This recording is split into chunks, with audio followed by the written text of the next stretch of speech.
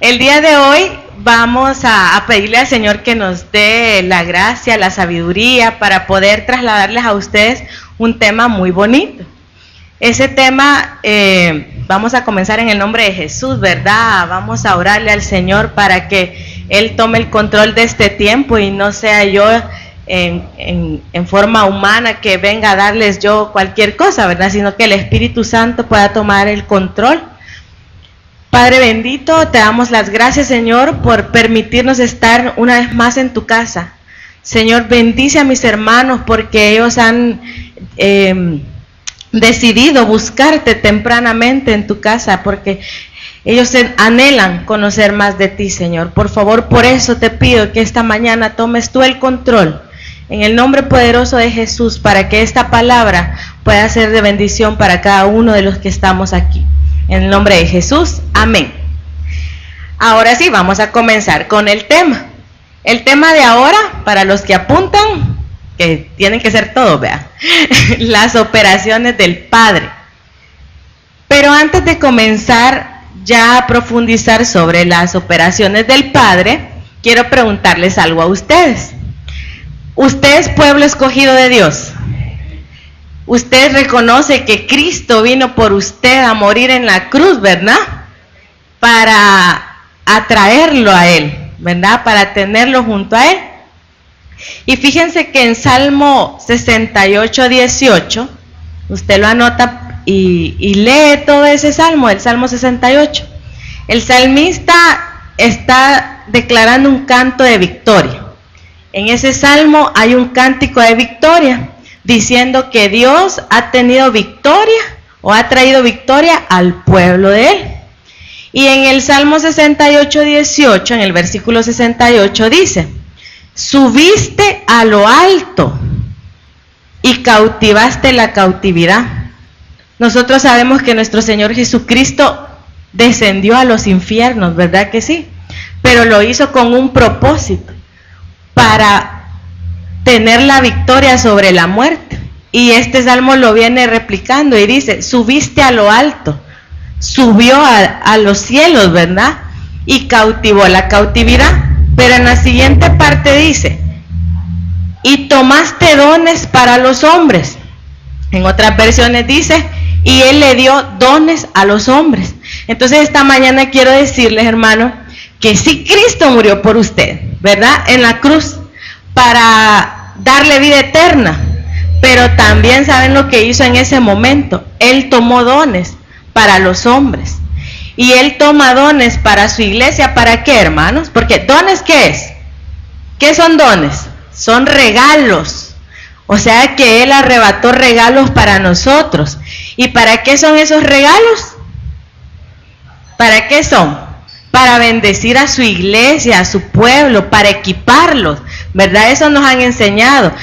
Esos regalos nos ayudan a equiparnos, pero también nos ayudan a restaurarnos, a ver liberación en nosotros e incluso a utilizarnos a nosotros en el nombre de Él. Y ahí vamos ya entrando en materia. Entonces ya quedamos claros que el Señor no solo nos dio vida eterna, también arrebató regalos para equipar a su pueblo, ¿verdad? Y ahí entramos ya en el grueso del tema. Acompáñenme por favor a 1 Corintios 12, el versículo 4 al 6. Y usted me dice amén si ya lo tiene. 1 Corintios 12, 4, 6 dice: ahora bien, Pablo le estaba diciendo a su iglesia, vea, hay diversidad de dones, pero el Espíritu es el mismo.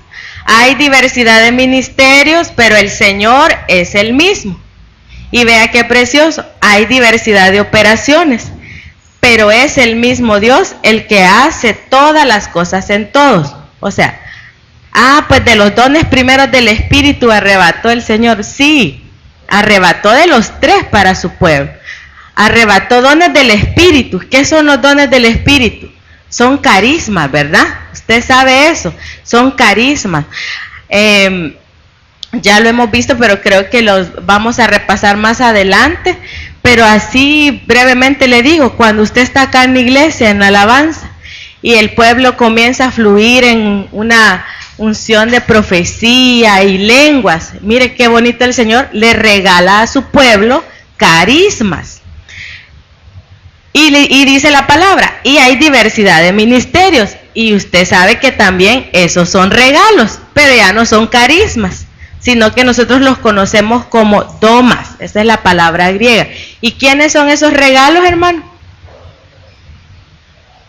¿Quiénes son los regalos? Esos ministerios que el Señor ha dado.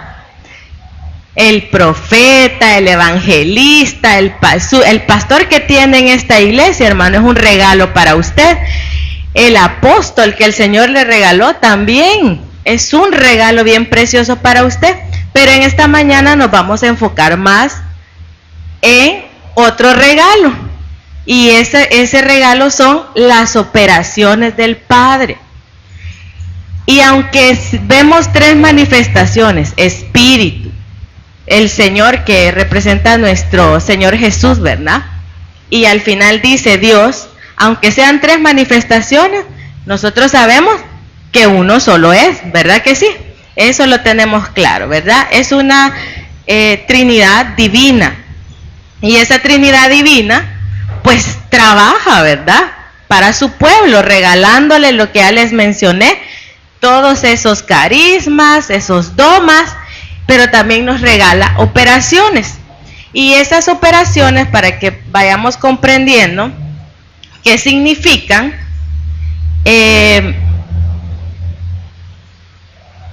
podemos observar en la palabra del Señor que en el Antiguo Testamento se conoce como la época del Padre, porque era propiamente Dios el que hablaba a su pueblo. Y desde ahí podemos comenzar a ver cómo el Señor operó.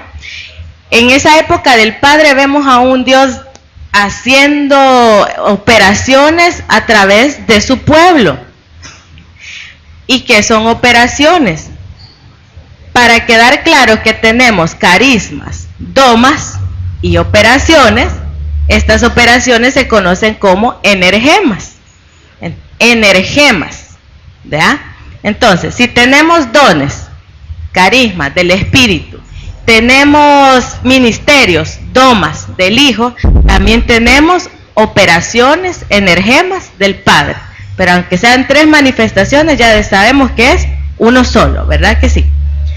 Entonces, esta palabra significa energema en el griego. Y significa o quiere decir trabajando. Y si usted ve, es una conjugación del verbo trabajar en un tiempo continuo. Pongámosle ahí un punto y lo dejamos ahí pendiente. También mencionaba el diccionario Strong que el sufijo ma de energema hace que sea el resultado del efecto de energía. O sea que también es energía. Es decir, decía la literatura bíblica que consulté, que es el resultado de la energía de Dios. Volvámonos a trabajar. La energía de Dios, bueno, la energía como tal siempre está constante. La energía se va transformando, la energía se transforma. Así es nuestro Dios. Nuestro Dios no es alguien estático, sino que continuamente se está transformando. Nuestro Dios continuamente está formando, creando. Entonces, esa energía que nosotros sabemos que es una energía divina, ¿verdad? Hace que ocurran las cosas. Pero que ocurrieron ayer, que ocurran hoy, pero que van a seguir ocurriendo. O sea, es constante, no tiene fin. De la palabra energema también podemos obtener o se deriva la palabra energeo. Y esa palabra energeo se ocupa en el versículo que acabamos de leer, que era 1 Corintios, ¿verdad? En el versículo 6, donde él dice, hay diversidad de operaciones, pero el mismo Dios es el que hace.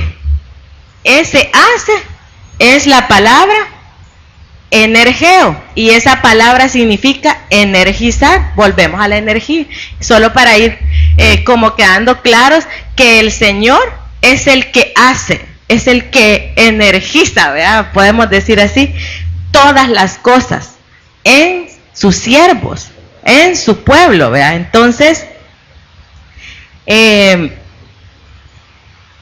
ahora no sé si quedamos claros qué son operaciones.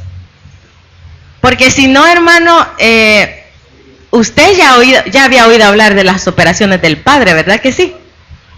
Y si no, así con confianza, yo les puedo decir y asegurar que sí ya habían oído ustedes de las operaciones del Padre. E incluso usted la canta, fíjese. Usted canta las operaciones del Padre. Usted se recuerda una alabanza que dice, cuentan de un Dios que hace maravillas, dándole poder a su pueblo. Imagínese, usted ya sabía de las operaciones del Padre, pero ahora usted no va a decir, cuentan de un Dios, no, porque no le han contado. Hoy usted va a decir, yo sé de un Dios que hace maravilla, porque usted tiene que experimentar estas operaciones, pero vamos a estudiarlas con ejemplos en la palabra del Señor.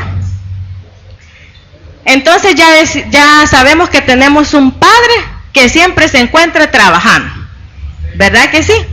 Y lo volvemos a ver en Juan 5:17. Si lo tiene, ahí siga la lectura, porque me falló la compu, no tenía la conexión para verlo, si no se lo leo aquí.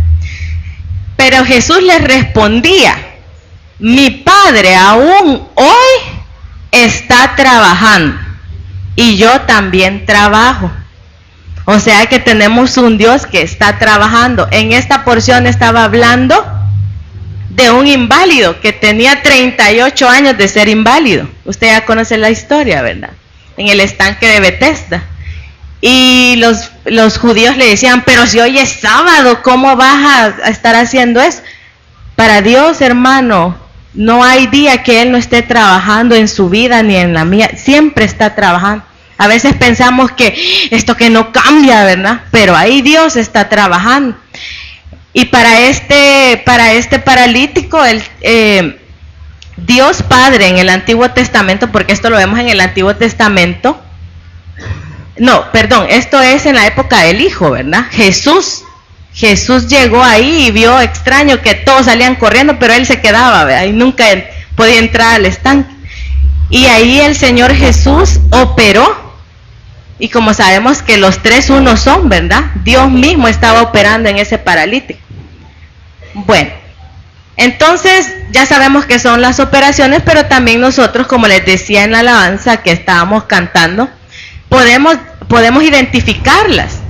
Y en Hechos 2:22 podemos hallar como una clasificación de esas operaciones del Padre. En Hechos 2:22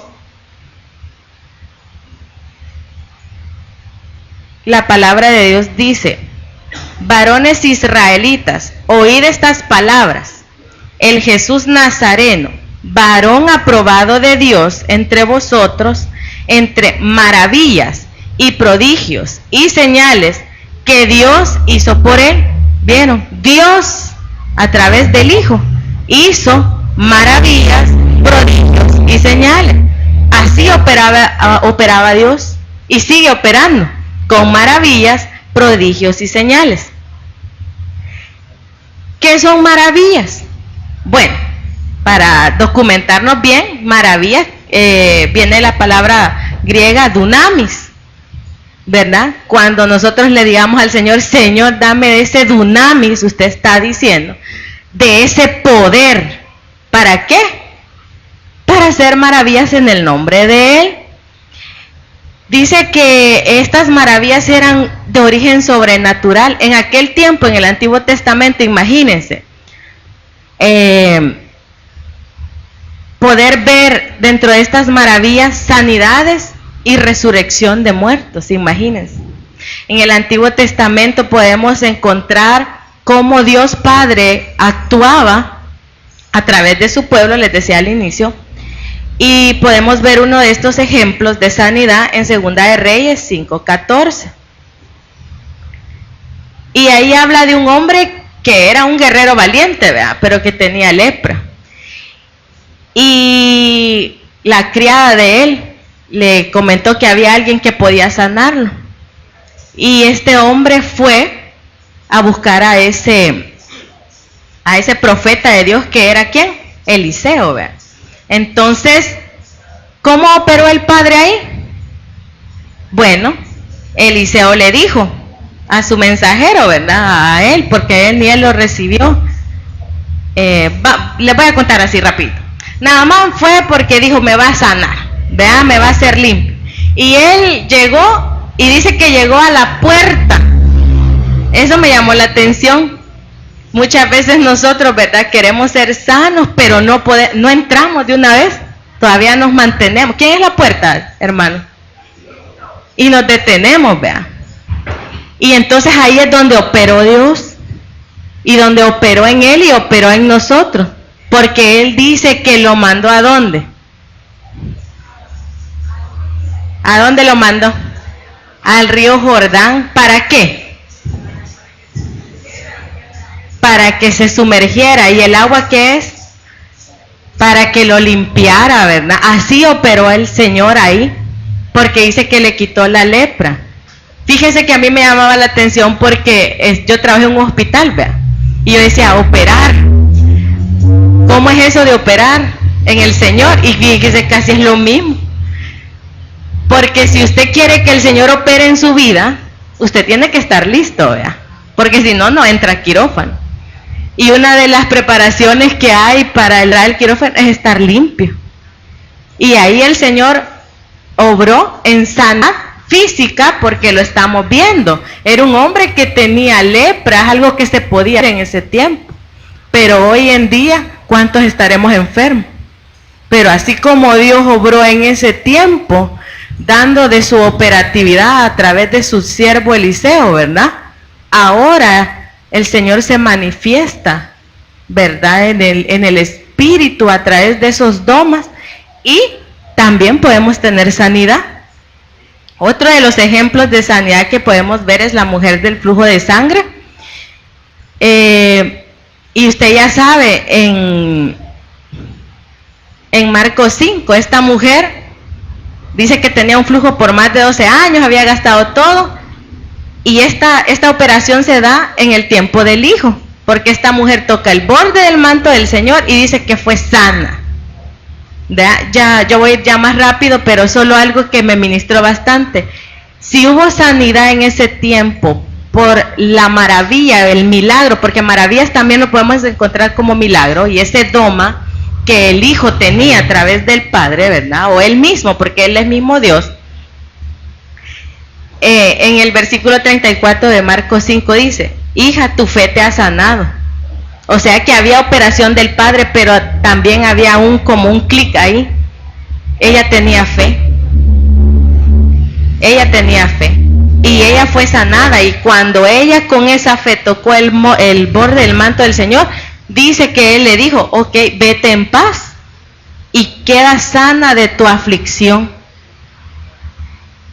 Hermano, estas son figuras que sí pasaron en ese tiempo, pero que ahora continúan por la misericordia del Señor, ¿verdad? Entonces, bueno, en maravillas también tenemos resurrección de muertos. Si van anotando, son las manifestaciones, o no, la clasificación o las facetas de las operaciones del Padre, dijimos, eran maravillas, prodigios y señales. En las maravillas ya dijimos que es poder, es el dunamis del Señor, y esta puede ser como sanidad y resurrección de muertos. Luego en los prodigios es la palabra teras, que significa augurio, y es la evidencia del poder de Dios, anunciando acontecimientos. Y en Primera de Reyes 18, hay un pasaje bien bonito donde también la operatividad del Padre se presenta, es dada, ¿verdad? Y ocupa un siervo llamado Elías, donde él le dice que vaya creo, si no me recuerdo, si no me corrige, creo que Samaria era un pueblo que estaba pasando mucha hambre, había sequía, no había lluvia, pero Dios manda a Elías. Pero antes de eso, ¿verdad? Elías le dice, ¿verdad? Todos ustedes ya saben, esos profetas de Baales que estaban ahí, hasta Elías se burló un poco de ellos, ¿verdad? Pero lo que me llama la atención, que antes que viniera la lluvia, Elías, una vez que esos profetas, pseudo profetas, ¿verdad?, no lograron que bajara la lluvia, dice que Elías le dijo al pueblo, acérquense, ahora es mi turno, les ha de haber dicho, ¿verdad? Pero él iba con el poder del Padre, ¿verdad? Y dice que la gente se acercó, y como el altar en el versículo 20 de Primera de Reyes 18 dice, como estaba el altar del Señor estaba en ruinas, Elías lo reparó. En el 45 dice, las nubes fueron oscureciendo el cielo y luego se levantó el viento y se desató una fuerte lluvia. Mire cómo Dios mandó la lluvia, pero antes, ¿qué hizo Elías? Reparó altar, ¿verdad? ¿Cómo estará el altar de nosotros, hermano? ¿Verdad? Para que haya operatividad, es cierto, el Señor puede hacerlo, pero también hay cosas que nosotros tenemos que revisar para que esa operatividad pueda trabajar, así como trabajó en estos hombres en el Antiguo Testamento, pueda trabajar en nosotros. Luego, tengo más ejemplos aquí, pero los invito para que ocupen la plataforma. No lo vamos a ver todo aquí, pero ahí en la plataforma usted se regocija escudriñando la palabra. Les vamos a dar los versículos para que usted los estudie. Así que esa es una invitación también, para que no dejen así. Yo sé que a veces en la semana es difícil, pero el Señor recompensará su esfuerzo, hermano. El Señor los va a bendecir porque están anhelantes de la palabra. Bueno, ese era un prodigio, fíjese. Utilizó el medio ambiente para dar a demostrar su poder, ¿verdad? Luego están las señales. En las señales, esa es la palabra semeión, es la palabra griega, es la 4592. Como les digo, esta presentación yo se las voy a poner en disponibles o a subir en la plataforma, ¿verdad? Y estas señales significa, es una señal, es una marca, y estas se daban con el propósito de indicar el camino a su pueblo, para que pudiéramos también discernir lo que convenía al pueblo. Y yo les decía, ¿verdad? Ya voy terminando, hermano.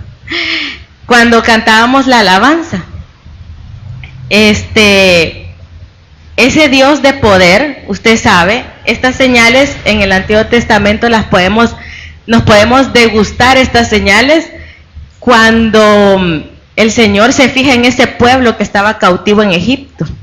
Y en ese momento Él dice, yo quiero hacerlo libre. Y Él comienza a mandar señales. Y Él empieza a mostrar su poder. Y esas señales podemos verlas como señales en Egipto, señales en el desierto y señales en Canaán. Y las señales en Egipto, pues usted ya conoce la historia. El pueblo vio señales como Dios Padre mandaba plagas a Faraón. Vio cómo las mandaba y el Faraón ya no hallaba qué hacer. Pero mire qué lindo que al pueblo del Señor no le pasaba nada. El Señor va a mandar señales, posiblemente unas que son bien raras, pero a usted, hermano, si usted es escogido, a usted no le va a pasar nada malo, ¿verdad? Entonces, esas señales luego cambiaron de escenario, porque el Señor, usted sabe que hizo libre a su pueblo, así como nos hizo libre a nosotros, ¿verdad que sí? Pero continuaban las señales. ¿A dónde? En el desierto, fíjense.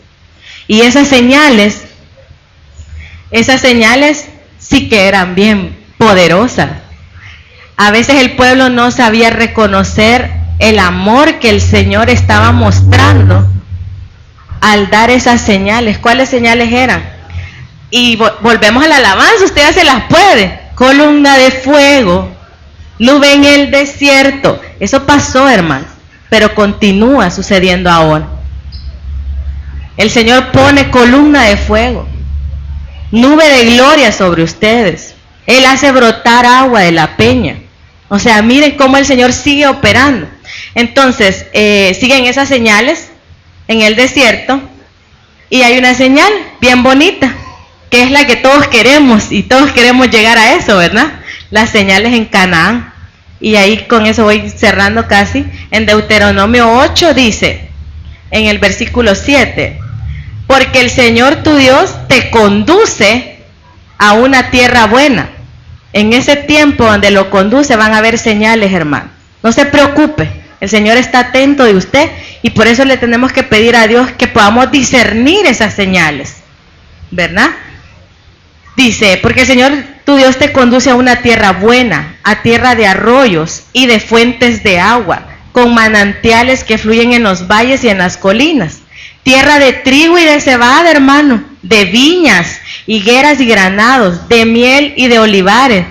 Tierra donde no escaseará el pan y donde nada te faltará. Tierra donde las rocas son de hierro y de cuyas colinas sacarás cobre.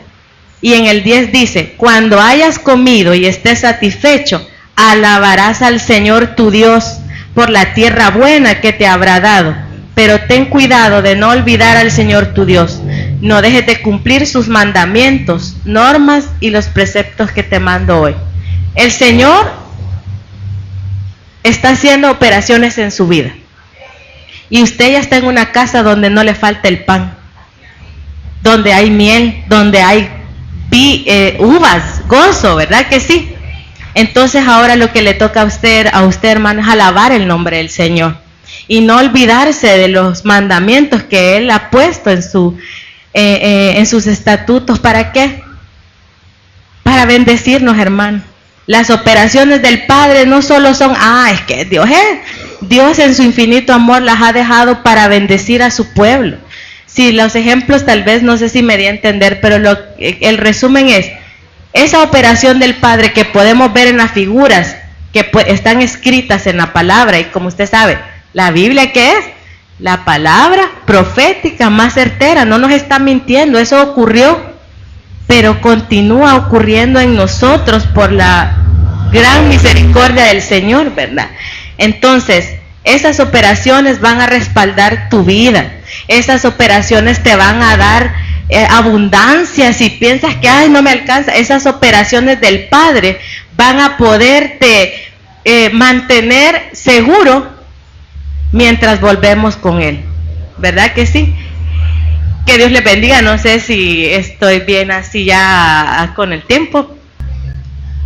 Lo que dice el hermano José Carlos, yo quiero iniciar la parte de la enseñanza que a mí me corresponde, que son los dones del Hijo, pero no quiero empezar sin antes decirle de que desde los tiempos bíblicos el Señor con el tema de la enseñanza ha sido bien especial. De hecho dice la Biblia en el libro de Juan 6:45, y por favor anote todas las citas, porque debemos de ser como los bereanos, ir y validar si lo que el que está aquí enfrente diciendo es cierto o es mentira. No importa que estemos donde estemos, que porque estoy yo aquí parado, es posible que tenga un error. Y es deber de cada uno de los que están frente a mí, validar que lo que yo esté diciendo es cierto, y no decir solo amén como tal, ¿verdad? En Juan 6:45 dice de que todos seremos enseñados por el Padre. ¿Alguna vez lo han escuchado? Entonces la enseñanza para el Padre es muy importante, tanto así de que el pueblo judío tenía la enseñanza bien sistematizada y la educación sistematizada. La palabra educación para el judío significaba dedicación. Por eso a los niños desde que nacían hasta los 6 años empezaban con la primera escuela que estaba en la casa. Y había un dicho judío, y les voy a pedir toda su atención, de verdad, toda su atención. Es que decían, los niños son santos, son puros. Y por eso a los puros hay que enseñarles lo que es santo y puro, para que no se contaminen. Y por esta razón venían ellos, y su enfoque era de que los abuelos y los padres enseñaban a los niños. Cuando cumplían 6 años pasaban por la primera escuela que se llamaba Bet Sefer. Bet Sefer era la primera escuela que los niños tenían, que no era como nuestra primaria, sino que era donde ellos aprendían lo que era el Pentateuco. Los primeros 5 libros de la Biblia se los podían de la A a la Z, no memorizados, sino digeridos. cada vez que uno se para al frente como predicador o a enseñar, debemos de tener una razón, un por qué nos estamos parando para poderle transmitir a ustedes. Y esa razón, para mí, por lo menos para mí, Manuel Monterrosa, no es venir y darles información. Yo no quiero transmitirles información, sino conocimiento. Porque el conocimiento es el que actúa en revelación y que podamos también nosotros eso transformarlo en hechos. Ahora bien, era tan importante esta parte para el pueblo judío que el Señor mismo Jesucristo pasó por una escuela. Pasó por una escuela, que la escuela de él se llamaba Bet Talmud, que era donde le enseñaron todo lo que él sabía. Habían varias escuelas para el pueblo judío. De hecho, Pablo había sido doctrinado a los pies de Gamaliel. Ahora bien, ¿cómo nosotros, que fuimos adheridos al olivo, no vamos a apreciar la enseñanza?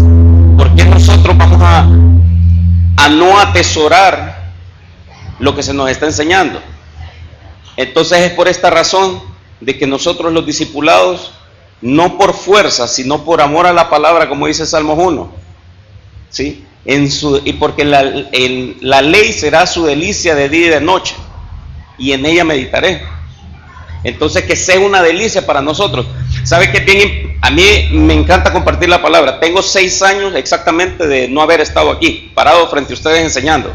Sí seguí haciéndolo, la edad de Matías casi, que tengo de no estar de este lado. Pero hoy es mi primer día en el cual me vuelvo a parar y vuelvo a compartir la palabra, pero no implica que no lo haya estado haciendo. En la medida de que yo he estado compartiendo la palabra, lo importante es esto, hermano. Y ya voy a entrar al tema. ¿No les ha pasado de que cuando ustedes comparten algún punto doctrinal con alguien, le dice, pero mira, eso no lo enseñan en todas las iglesias? ¿Les ha pasado? Solo a mí. Pero mira, ¿y vos dónde te congregás? Porque eso yo no lo sé. Y tal vez hay gente que tiene 20 años de ser cristiano, 10 años de ser cristiano. Pero nosotros sí lo sabemos. Que cuando se les habla de los ministerios, ¿cuáles ministerios? Piensan que es de los de servicio. No saben distinguir y no los culpemos, porque un día estuvimos ahí. Todos los que estamos aquí, sin excepción alguna, en algún momento creímos una herejía. Todos, sin excepción alguna, y yo soy el primero. ¿Cuántos celebraron la Navidad? De verdad, yo celebraba la Navidad. Y de hecho, les voy a ser bien honesto, a quien se le reveló primero que la Navidad era una fiesta pagana, que todos lo sabíamos, pero no se nos había revelado, fue a mi esposa. Escuchó el tema y me dijo, vamos y botemos el arbolito, y lo botó. Y yo, ¿está segura todavía? ¿Verdad? Con aquel dolor, pero yo el dolor por lo que habíamos pagado, si era grande el animal ese.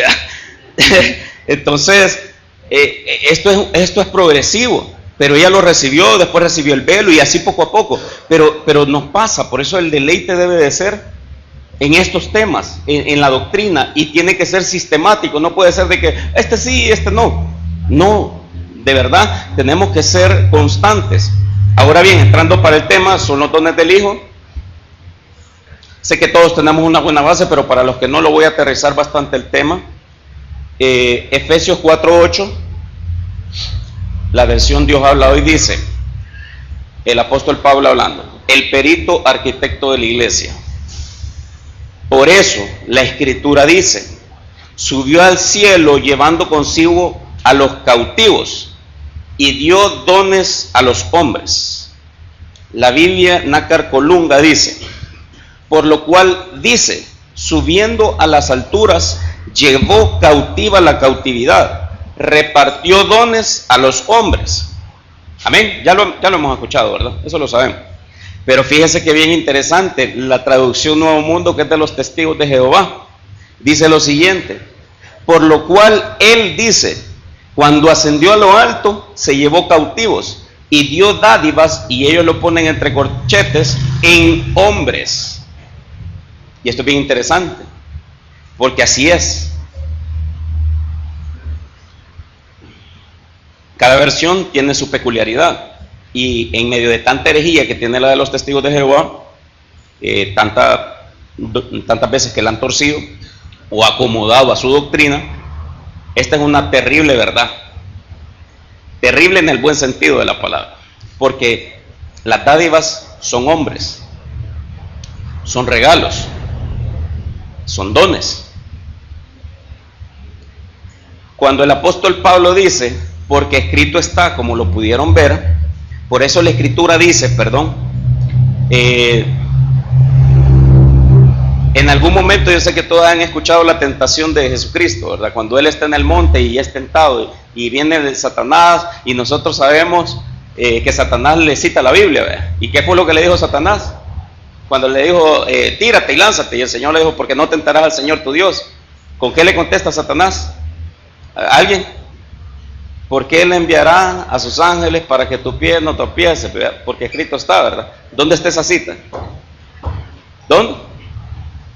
Salmo 91. ¿Cuántos sabían que está en Salmo 91 lo que le dijo Satanás? ¿Cuántos? No, de verdad, levanten la mano los que sabían, y los que no, ahorita nos damos cuenta. Amén. Vale. Entonces, Salmo 91 está lo que Satanás citó, pero la pregunta es, ¿dónde está lo que Jesucristo citó? Sabemos la ubicación de lo que Satanás dijo, el texto que dijo, ¿verdad? Salmo 91, porque escrito está que Él mandará a sus ángeles para que tu pie no tropiece. Y así es. Pero también el Señor Jesucristo le contestó con la Biblia y le dijo, porque escrito está, no tentarás al Señor tu Dios, y solamente a Él adorarás y a Él te postrarás. Y porque escrito está, no solo de pan vivirá el hombre, sino de toda buena palabra que sale de la boca de Dios. Pero ¿y eso dónde está? Y cada una de las respuestas que le dio Jesucristo, Él le dijo, porque escrito está, entonces tiene que estar escrito en algún lado.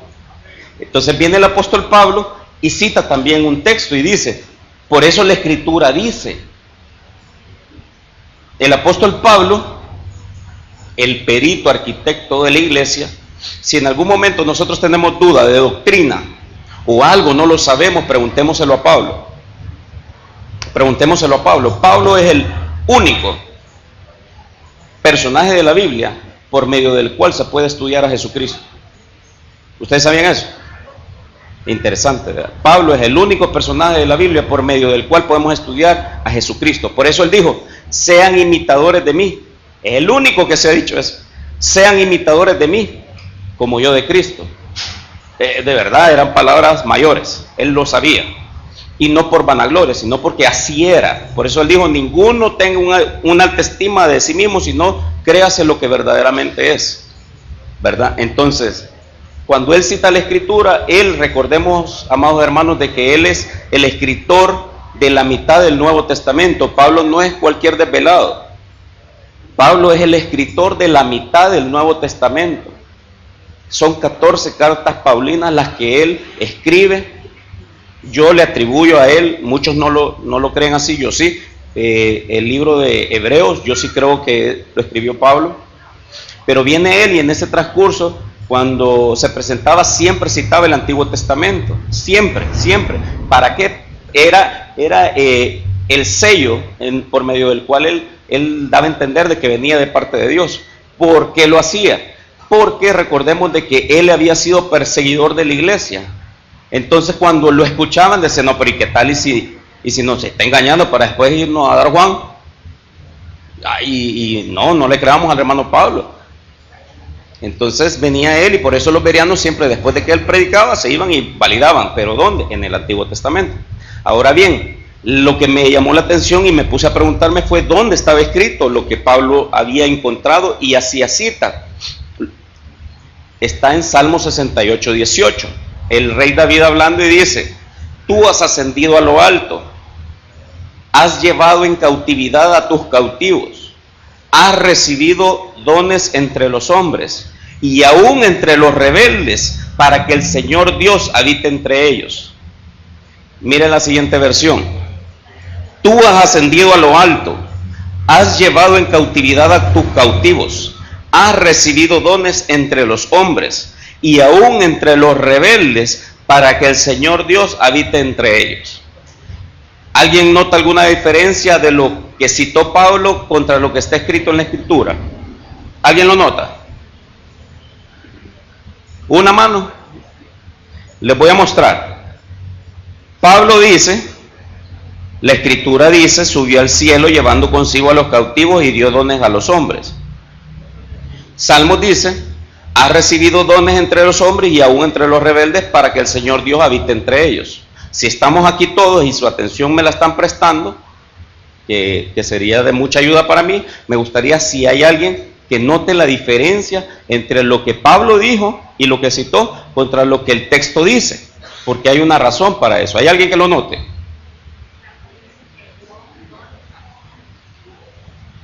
Ajá,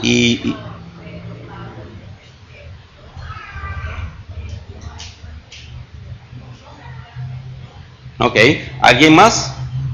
Uno. Hagan cola, hermano.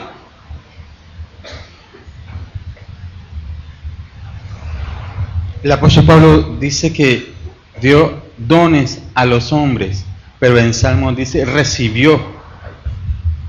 Correcto. Estrellita para el hermano, carita feliz. Me llamó la atención, cuando estudiamos la Biblia, amados hermanos, si queremos sentirle el deleite, pongamos atención a cada palabra. A cada palabra, aunque a mí me han preguntado si yo he leído la Biblia completa alguna vez. Bueno, mis hijas me lo preguntan seguido y yo les digo que yo creo que no. Y hay gente que dice, yo ya llevo 5 veces leída la Biblia, 10 veces he leído la Biblia con el plan que gloria a Dios, de verdad gloria a Dios para los que pueden y para los que lo han logrado. Yo creo que una vez no la he leído completa, porque empiezo a brincar de un lado a otro, de un lado, y no sé. Entonces hay que ponerle atención a esas palabras claves.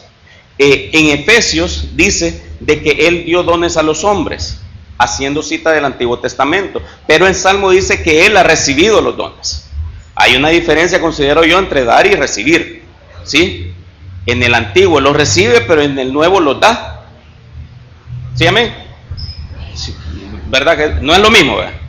Vale. Dice la siguiente tradición: tú has ascendido a lo alto, has llevado en cautividad a tus cautivos y has recibido dones entre los hombres y aún entre los rebeldes para que el Señor Dios habite entre ellos.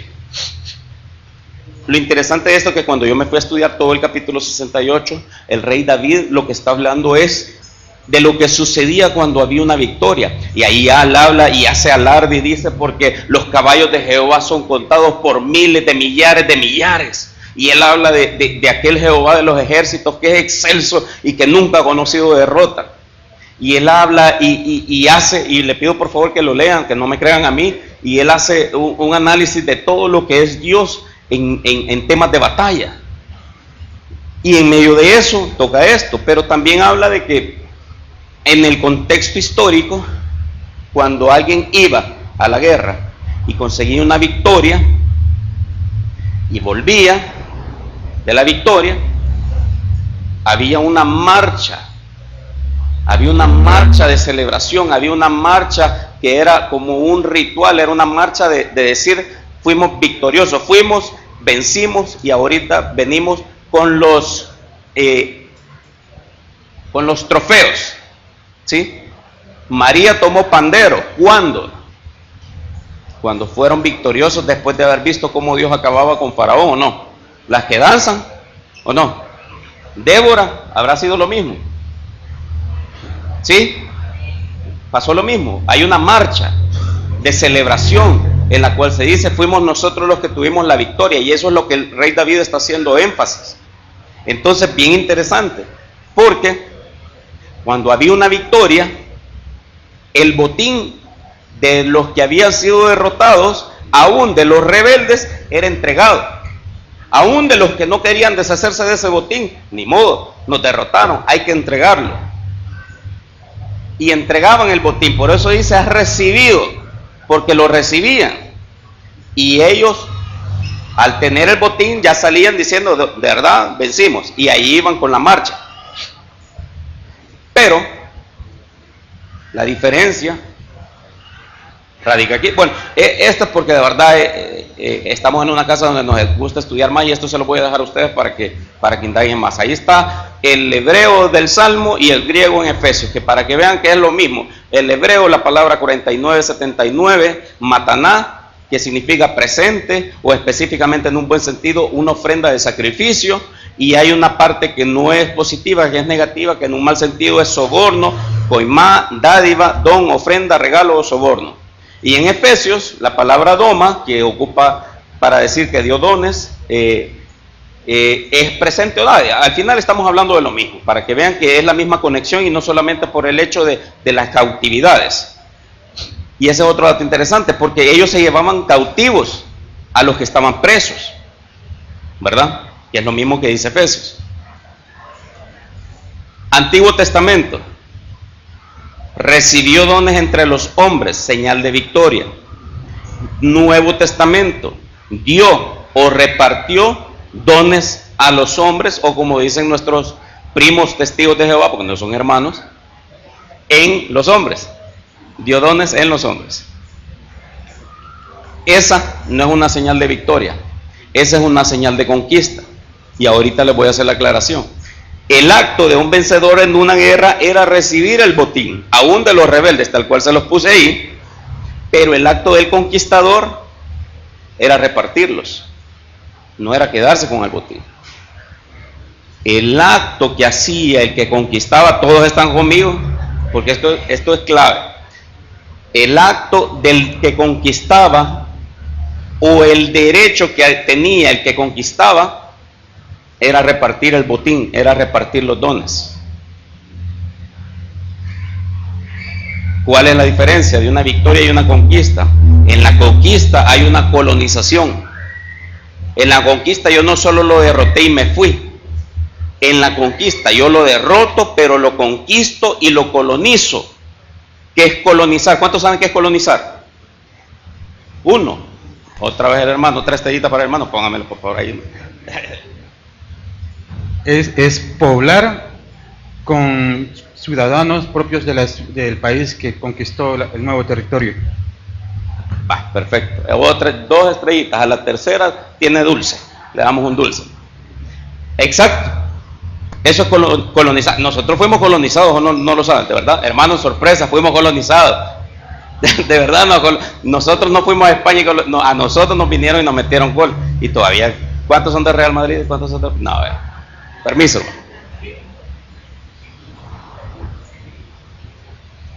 El acto de conquista implicaba la colonización, el hecho de venir y yo transmitir mi cultura, la cultura de donde yo pertenezco al país que yo conquisté.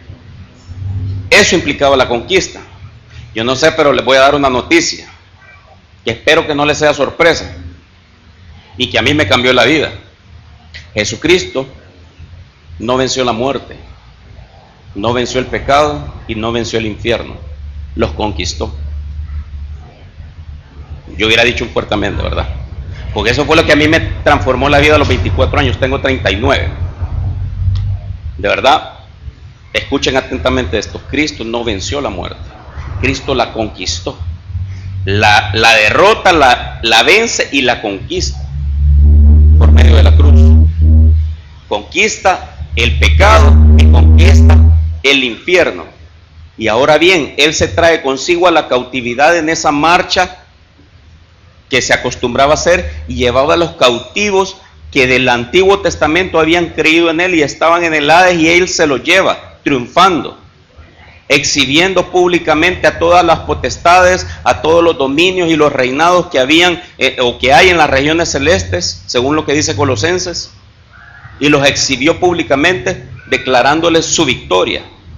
Entonces, ¿qué es lo que trata o por qué esto tiene referencia? Amado hermano, porque lo que el Señor Jesucristo nos está diciendo es que ahora el que conquistó lo que necesita es colonizar y trasladar su cultura, la cultura del reino, que no estamos hablando con este término de lo que ahora se conoce como la teología de la prosperidad, que para ellos ese es el reino, sino de que transmitir todo lo que fuimos enseñados por el Padre, toda la doctrina que estamos recibiendo a los que no la conocen. Y para esto está la función del apóstol, del pastor, del maestro, del evangelista y del profeta.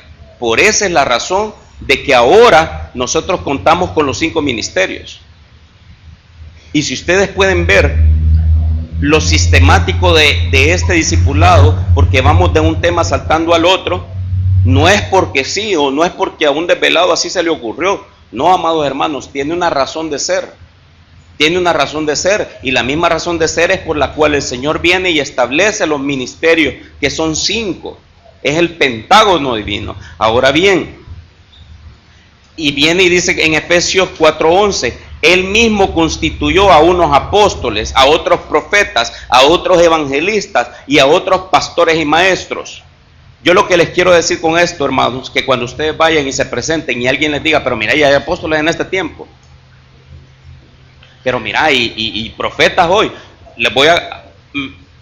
me voy a ministrar. Yo hace 10 años, yo era de los que fervientemente decía, y con textos bíblicos, hace 10 años yo no me congregaba aquí. No, creo que sí. Pues no, quizás como 12 años, antes de llegar a Orem. Pero es que la Biblia dice que los profetas y la ley profetizaron hasta Juan. No hay profetas, hasta Juan llegaron.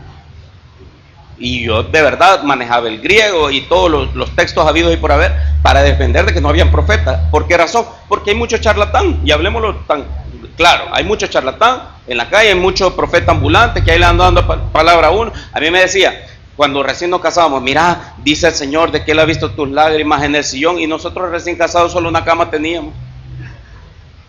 No teníamos sillones. Y el profeta vio un sillón, que ahí me veía el Señor llorando cuando yo lloraba, y para empezar yo no lloro. Bueno, sí lloro, pero no yo, o sea, yo no tenía, bueno, me acababa de casar, tenía motivos por qué llorar, pero no estaba llorando. Entonces, todo eso a mí me certificaba de que eran falsos, y certificaba aquellos textos como eso, pero no. Ahora que el Señor me iluminó y que me abrió el entendimiento, me di cuenta en la Escritura de que profetas del Padre, profetas del Hijo y profetas del Espíritu Santo. Y es por esa razón de que sí hay profetas y hay muchos textos para poderlos sustentar. Pero lo importante es esto, que fue Él quien los constituyó. Constituir no es ni instituir ni que uno solo se llame.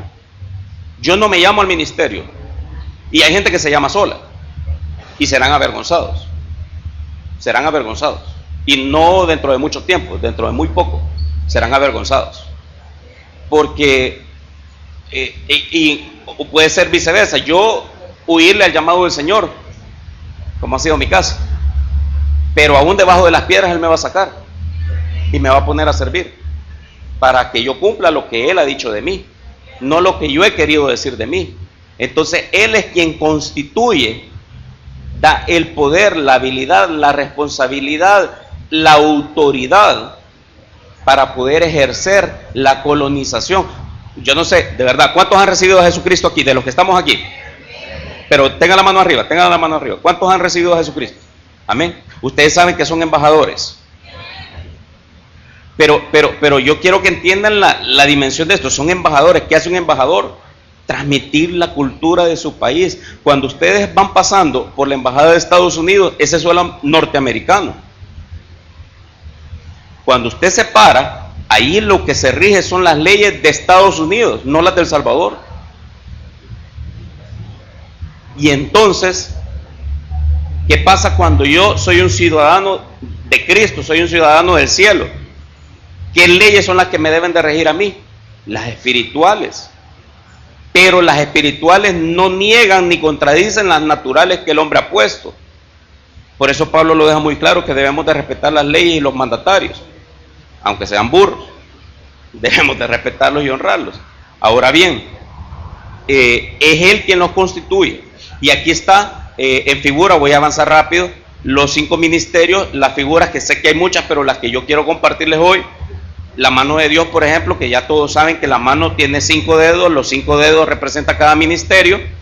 Dice la primera carta de Pedro 5:6, la versión Peshita, que es una de las versiones que me gusta. Humíllense pues bajo la poderosa mano de Dios, para que Él los exalte a su debido tiempo.